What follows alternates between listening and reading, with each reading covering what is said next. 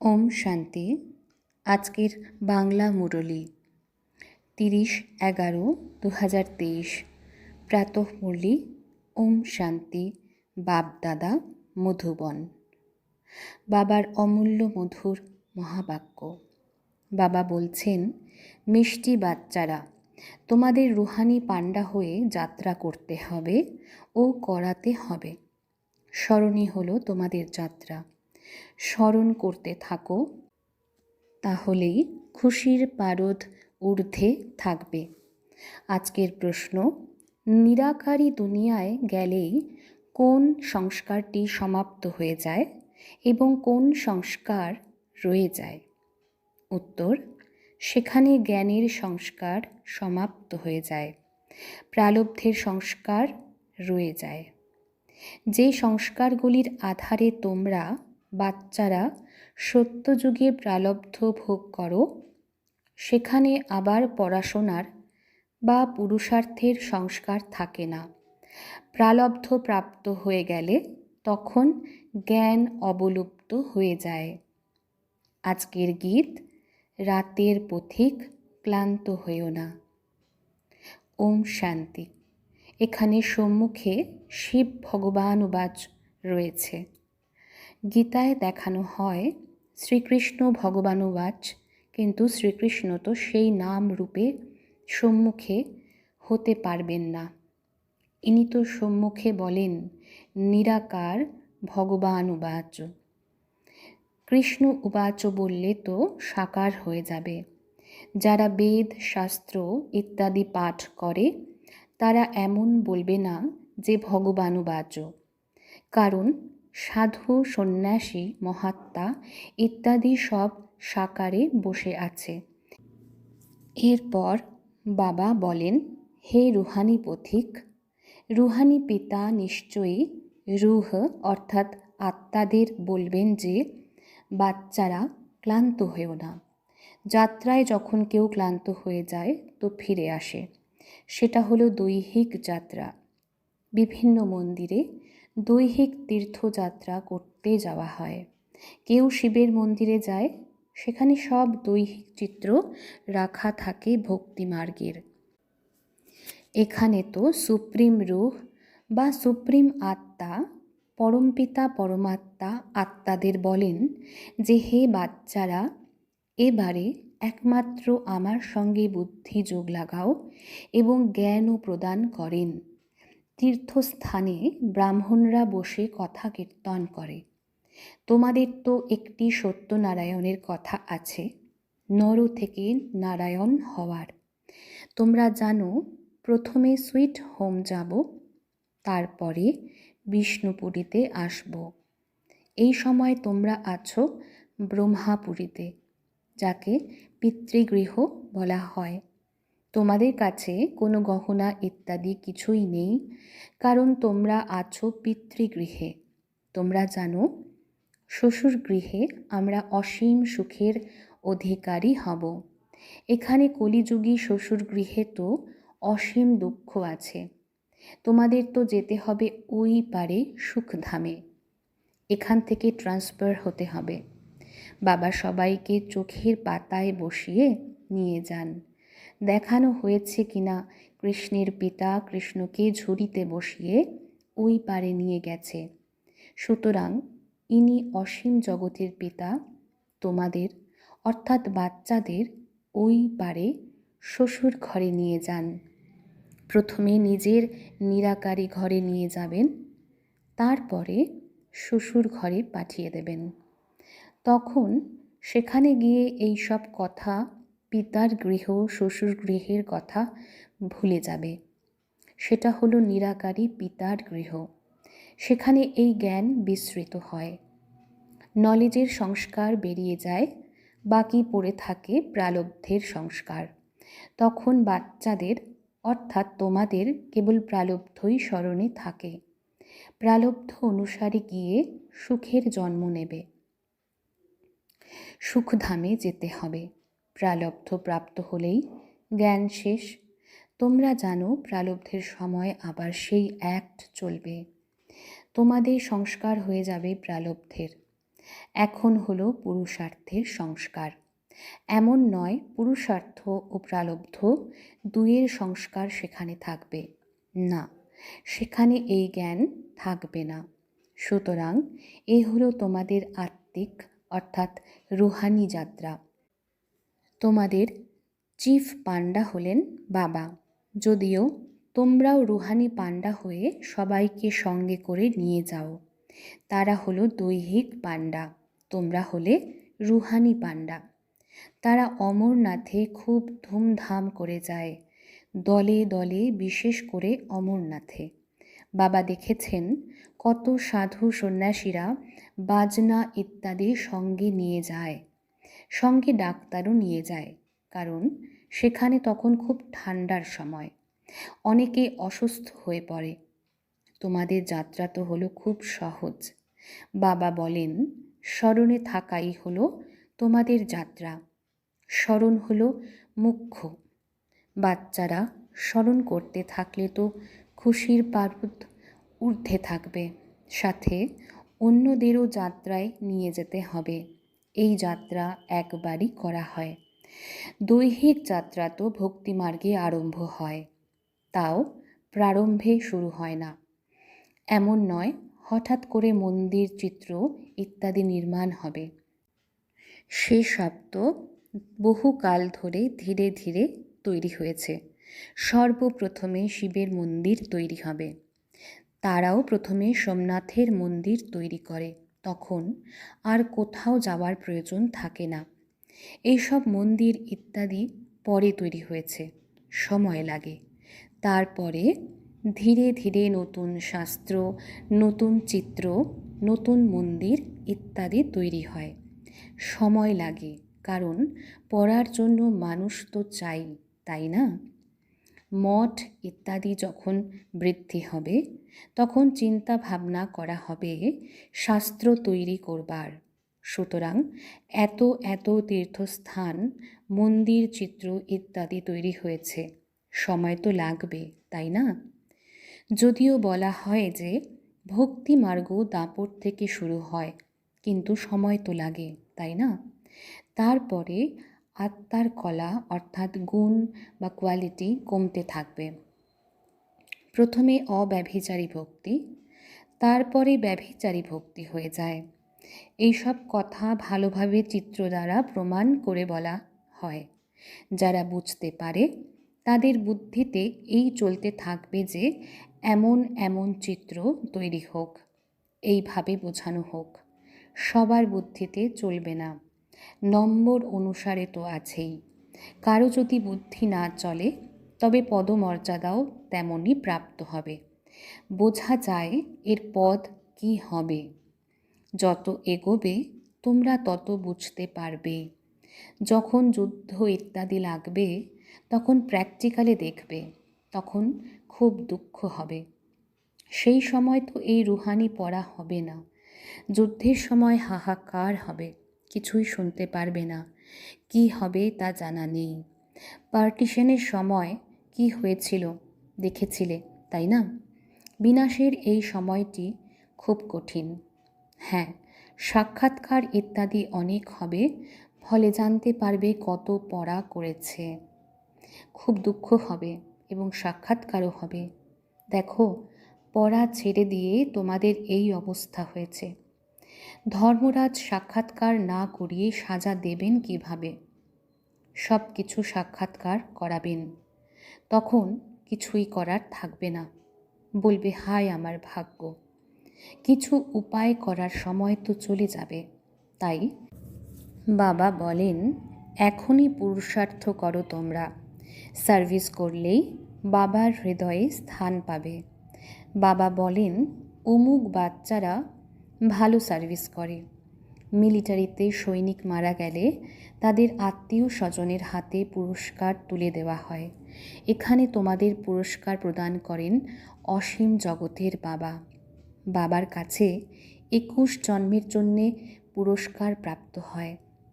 এই কথা তো প্রত্যেকের নিজের হৃদয়ে হাত রেখে জিজ্ঞাসা করা উচিত যে আমি কতখানি পড়াশোনা করি।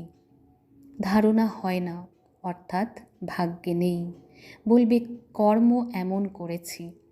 খুব খারাপ কর্ম যারা করে তারা কিছুই প্রাপ্ত করতে পারবে না। বাবা বোঝান, মিষ্টি বাচ্চারা, তোমাদের এই আত্মিক যাত্রায় নিজের সঙ্গী সাথীদের সঙ্গে আনতে হবে। তোমাদের কর্তব্য হলো প্রত্যেককে এই যাত্রার কথা জানানো। বলো, আমাদের এ হলো আত্মিক যাত্রা, ওটা হলো দৈহিক যাত্রা। দেখানো হয় যে রেঙ্গুনের দিকে একটি ছমছম পুকুর আছে, সেখানে স্নান করলে পরি হয়ে যায়, কিন্তু কেউ পরি ইত্যাদি তো হয় না। এ হলো জ্ঞান স্নান করার কথা, যার দ্বারা তোমরা বহিস্তের বিবি অর্থাৎ স্বর্গের পরি হয়ে যাও এবং জ্ঞান যোগ বলের দ্বারা বৈকুণ্ঠে আসা যাওয়া তো তোমাদের জন্যে কমন ব্যাপার। তোমাদের বাধা দেওয়া হয় ক্ষণে ক্ষণে, ধ্যানে যেও না, অভ্যেস হয়ে যাবে। সুতরাং এ হলো জ্ঞানের মান সরোবর। পরমপিতা পরমাত্মা এসে এই মনুষ্যতনের দ্বারা জ্ঞান প্রদান করেন, তাই মান সরোবর বলা হয়। মান সরোবর শব্দটি সাগর থেকে বের হয়েছে। জ্ঞান সাগরে স্নান করা তো ভালো কথা। স্বর্গের রানীকে মহারানী বলা হয়। বাবা বলবেন যে তোমরাও স্বর্গের মালিক হও। বাচ্চাদের প্রতি স্নেহ থাকে, সকলের জন্য দয়া অনুভব হয়। সাধু সন্ন্যাসীদের জন্য দয়া অনুভব হয়। এই কথা তো গীতায়ও লেখা আছে যে সাধুদেরও উদ্ধার করা হয়। উদ্ধার হয় জ্ঞান যোগের দ্বারা। বাচ্চারা, তোমাদের মধ্যে বোঝানোর উৎসাহ চাই। বলো, তোমরা সব কিছুই জানো, কিন্তু সেসব হলো ঘোলের সমান। বাকি মাখন যিনি খাওয়ান তার কথা তোমরা জানো না। বাবা কত ভালো করে বোঝান, কিন্তু এই কথা কারো বুদ্ধিতে ঢুকলে তো ভালো, তাই না? বাবার পরিচয় পেলে মানুষ হিরে সম হয়ে যায়, না জানলে কড়ি সম হয়ে থাকে, একেবারে পতিত হয়। বাবাকে জানলেই পবিত্র হয়। পতিত দুনিয়ায় কেউ পবিত্র হতে পারে না। অতএব যে মহারথী বাচ্চারা আছে তারা ভালোভাবে বোঝাতে পারবে। অনেক ব্রহ্মা কুমার কুমারীরা আছেন। প্রজাপিতা ব্রহ্মা নামটিও বিখ্যাত। প্রজাপিতা ব্রহ্মার এই হলো মুখবংশী সন্তান। ব্রহ্মাকেই 100 ভুজা 1000 ভুজা দেখানো হয়। এই কথা বোঝানো হয় যে এত ভুজা হতে পারে না। যদিও ব্রহ্মা হলেন বহু সন্তানের পিতা, তাহলে ব্রহ্মা কার সন্তান? ওনারও পিতা আছেন, তাই না? ব্রহ্মা হলেন শিব বাবার সন্তান। এনার পিতা আর কে হতে পারে? কোনো মানুষ তো হতে পারবেন না। ব্রহ্মা বিষ্ণু শঙ্কর হলেন সূক্ষ্ম লোকবাসী, এমন গায়ন হয়। তারা তো এখানে আসতে পারবেন না। প্রজাপিতা ব্রহ্মা তো অবশ্যই এখানেই হবেন। সূক্ষ্ম বতনে তো প্রজা রচনা করবেন না। সুতরাং পরমপিতা পরমাত্মা এসে এই ব্রহ্মা মুখ দ্বারা শক্তি সেনা রচনা করেন। সর্বপ্রথমে পরিচয় দিতে হবে, আমরা হলাম ব্রহ্মা মুখবংশী। তোমরাও ব্রহ্মার সন্তান কিনা? প্রজাপিতা ব্রহ্মা হলেন সকলের পিতা। তারপরে তার থেকে আরও বংশবিস্তার হয়, নাম পরিবর্তন হয়। এখন তোমরা হলে ব্রাহ্মণ। প্র্যাকটিক্যালি দেখো প্রজাপিতা ব্রহ্মার কত সন্তান আছে। সন্তান নিশ্চয়ই উত্তরাধিকার প্রাপ্ত করবে। ব্রহ্মার কাছে কোনো প্রপার্টি নেই, প্রপার্টি আছে শিব বাবার কাছে। Brahma care of Shiva. বেহদের বাবার কাছেই উত্তরাধিকার প্রাপ্ত হয়। ব্রহ্মার দ্বারা শিব বাবা বসে পড়ান। আমরা দাদুর কাছে উত্তরাধিকার প্রাপ্ত করি। বাবা বোঝান তো ভালোভাবে, কিন্তু যোগ নেই। নিয়ম অনুযায়ী না চললে বাবা কি করতে পারেন? বাবা বলেন তাদের ভাগ্য, যদি বাবাকে জিজ্ঞাসা করা হয় তবে বাবা বলতে পারেন, এই অবস্থায় তোমাদের কি পদমর্যাদা প্রাপ্ত হবে।